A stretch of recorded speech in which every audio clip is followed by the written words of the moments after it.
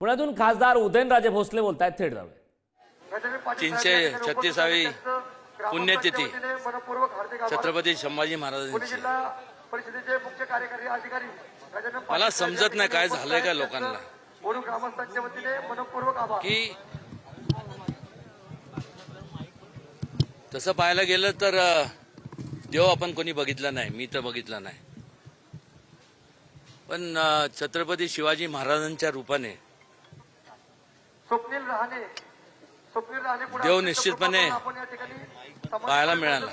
त्या काळातले आपल्या जे लोक होते त्या सर्वांना, हे आपले पूर्वज होते. आणि ह्या आज या लोकशाहीमध्ये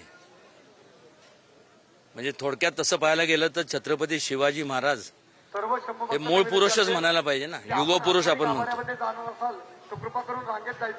दुर्दैव एवढंच आहे की ह्या मूळ पुरुषांची राजमाता जिजाऊ असतील, शिवाजी महाराज असतील आणि संभाजी महाराज, त्यांची वारंवार थट्टा, अवहेलना म्हणजे गलिच्छ त्यांच्यावरती विधान केले जातात. त्यांनी संपूर्ण आयुष्य स्वतःच एक एक क्षण लोकांच्या हितासाठी वेचला. आज तेच लोक, तो समाज, या समाज आता एवढा विकृत झालाय का? आणि युगपुरुषांचं साठी अवमान किती काळ आपण सहन करून घेणार आहोत? जे महापुरुष छत्रपती शिवाजी महाराजांसारख्या युगपुरुषामुळे जे महापुरुष जन्माला आले, अनेक झाले, त्यांचं मात्र संरक्षण करण्याकरता कायदे निर्माण झाले. पण मात्र छत्रपती शिवाजी महाराज, संभाजी महाराज, राजमाता जिजाऊ, अनेकदा मी सांगून सुद्धा, व्यक्तिशः माझं मत नाही, सर्वांचं मत आहे, हे तर अगोदरच व्हायला पाहिजे होतं. कायदा बनवायला काय बजेटरी प्रोव्हिजनची आवश्यकता नसते. हे मागच सांगितलं होतं की